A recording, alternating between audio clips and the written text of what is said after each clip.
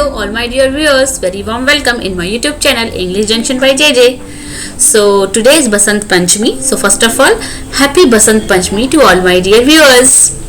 So आज मेरा topics है ग्रामर का पार्ट्स ऑफ स्पीच। जैसा कि बहुत बच्चे पार्ट्स ऑफ स्पीच का नाम सुनते ही डर जाते हैं, उन्हें बड़ा डर लगने लगता है, क्या है, कैसे करेंगे, बहुत टफ होगा। नहीं, ऐसा कुछ भी नहीं है। मुझे उम्मीद है कि मेरे इस वीडियो के बाद पार्ट्स ऑफ स्पीच आपके लिए बहुत ही इजी हो जाएगा। तो बिना समय वेस्ट करते हुए मैं डायरेक्ट आती हूँ अपने टॉपिक पे। सो आप यहाँ देख सकते हो, मैंने एक एग्जाम्पल को डिटेल में दिया है। अब मैं पिछले की साइड में, पहली स्लाइड में मैं अब जाती हूँ, दिखाती हूँ। ये एक साधारण सा जो सेंटेंस है जिसको मैंने डिटेल में आपको दिखाया था, जो कि मैं अभी एक्सप्लेन करूंगी कैसे हो रहा है। तो यहाँ पे आप देख सकते हैं कि पार्ट्स ऑफ स्पीच है। जैसे कि मैंने एक सेंटेंस को लिया हुआ है, सिंपल सा, the old lady was sitting under a tree and patiently waiting for her husband to arrive. ये एक सिंपल सा सेंटेंस लग रहा है। इसमें हम आइडेंटिफाई करेंगे सबसे पहले कि कौन कौन से स्पीच, पार्ट्स ऑफ स्पीच हो सकते हैं। जैसे कि इस इंग्लिश ग्रामर में 8 तरह के, 8 टाइप्स के मेजर पार्ट्स ऑफ स्पीच होते हैं। तो उसमें जितने भी पार्ट्स स्पीच हैं मैं उसको आइडेंटिफाई करूंगी, देन एक्सप्लेनेशन। सो जैसा कि मैंने पहले दिखाया था, यहाँ पे हम देखेंगे द क्या है, आर्टिकल है, A and the article. Old क्या बता रहा है, इसकी विशेषता बता रहा है कि लेडी कैसी है, ओल्ड है तो ये एडजेक्टिव। लेडी क्या होगा, प्रोनाउन होगा। Was, is, am, are, was, were, these are helping verb.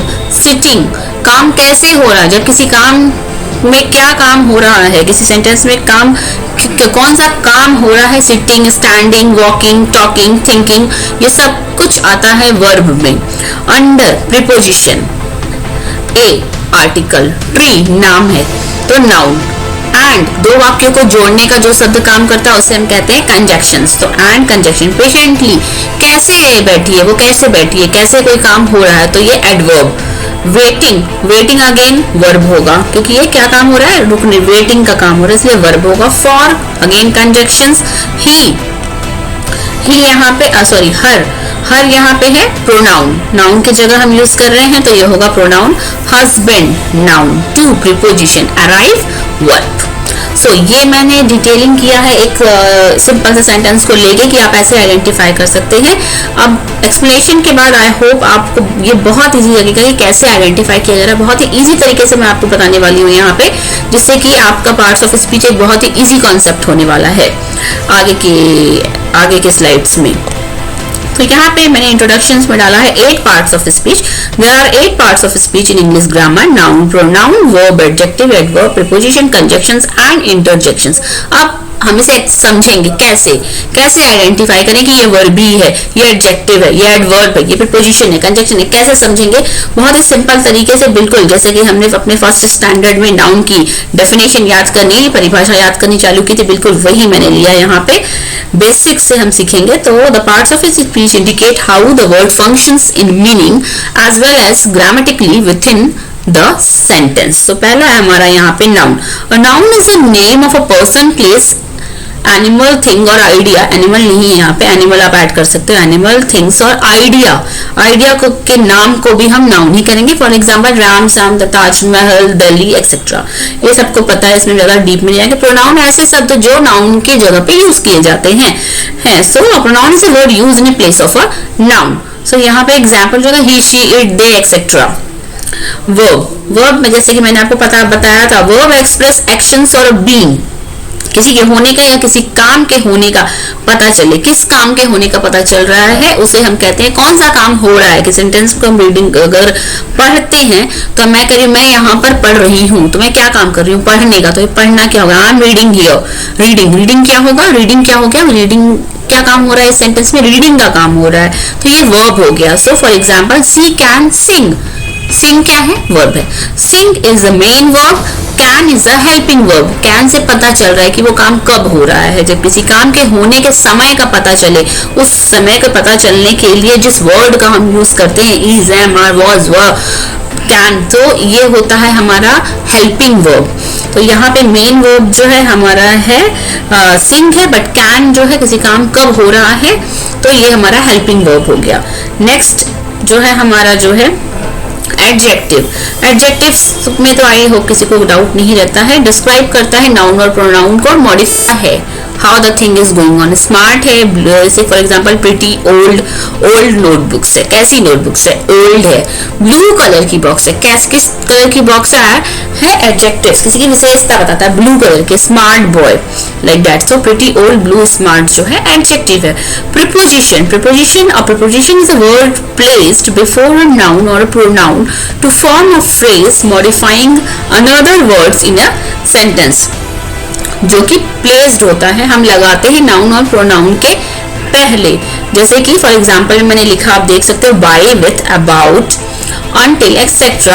सो इसको यूज कैसे कर सकते हैं सेंटेंसेस में? By the tree, with our friends. So with कैसे कहाँ लगा है? पहले लगता है। बिफोर, बिफोर मतलब पहले लगे नाउन और प्रोनाउन के, उसे हम प्रीपोजिशन कहते हैं। इज, इन भी प्रीपोजिशन है, एट प्रीपोजिशन है, over, under, by, with, about, until, ये सारे प्रीपोजिशंस हैं। About the book, until tomorrow, so ये सारे प्रीपोजिशन कहलाते हैं। Conjunctions, conjunctions join words, phrases और क्लॉजेस। फ्रेजेस का मैंने पिछली वीडियो में बताया था, एक शॉर्ट में फ्रेजेस क्या होते हैं, ग्रुप ऑफ वर्ड्स होते हैं। इसका भी एक मैं डिटेल वीडियो बनाऊंगी फ्रेजेस और क्लॉजेस का। अगर आपके पास कोई और टॉपिक है, जैसे कि आप चाहते हो उसमें आपको एक्सप्लेनेशन चाहिए, डिटेल एक्सप्लेनेशन चाहिए, तो आप कमेंट बॉक्स में लिख सकते हैं।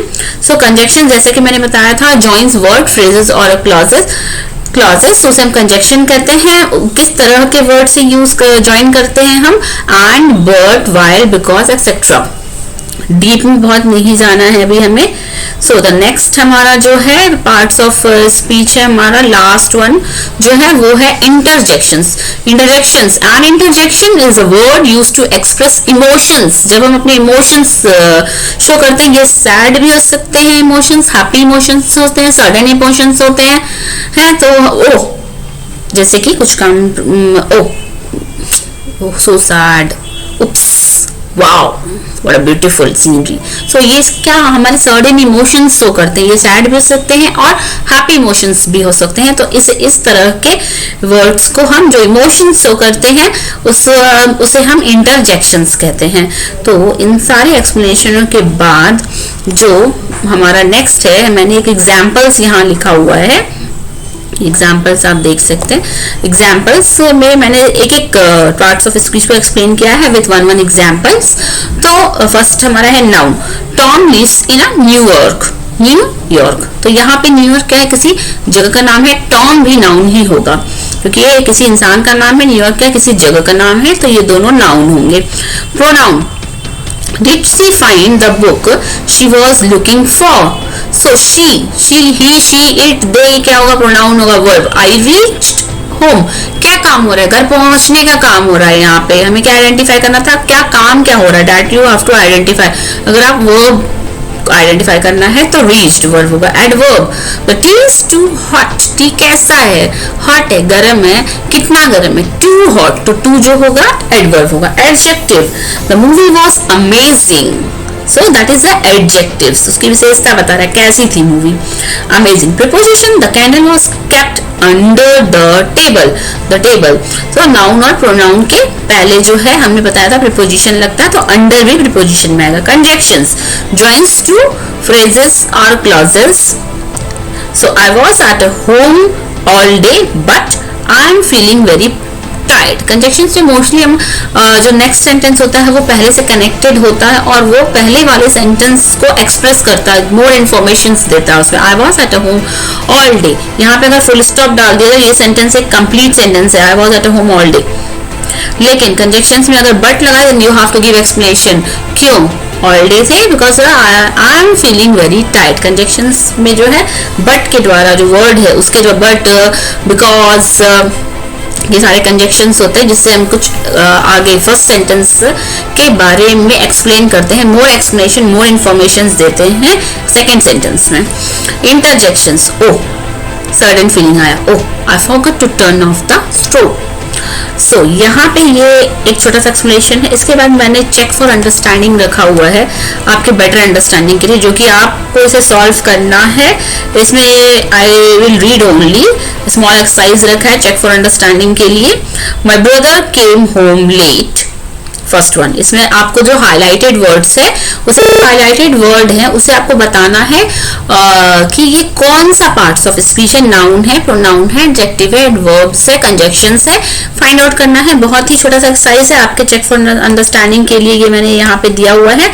फर्स्ट वन है my brother came home late, तो माई और होम लेट क्या होगा, I am a good girl, I am on good क्या होगा, हाईलाइटेड वर्ड्स आपको बताना है कौन सा पार्ट्स ऑफ स्पीच होगा। This is the book I was looking for, wow, oh this is amazing, the climate in Kodaikanal is very pleasant. Can you please pick up Dan and me on your way home? The highlighted words आपको बताना है कौन सा parts of speech होगा। पहले ऐसे solve करना अच्छे से, बाद में मैंने आपके सहूलियत के लिए चेक फॉर अंडरस्टैंडिंग के आंसर्स भी दिए हैं। सो बाद में आप अपने आंसर्स यहाँ से चेक कर सकते हैं हाईलाइटेड वर्ड्स के। अगर ये मोस्ट प्रोबेबली आपने सही किया होगा, सही है ठीक है, नहीं सही है तो भी आपको मोर प्रैक्टिस की जरूरत है। If you want any practice set तो भी आप कमेंट बॉक्स में डालिए, I will definitely drop the practice sets also for this. ये एक छोटा सा एक्सरसाइज का आंसर है जिसे आप कर सकते हैं। और अगर आपको मेरा यह वीडियो अच्छा लगा हो तो please like, subscribe my channels and share my videos. Thank you for watching my video. Thank you.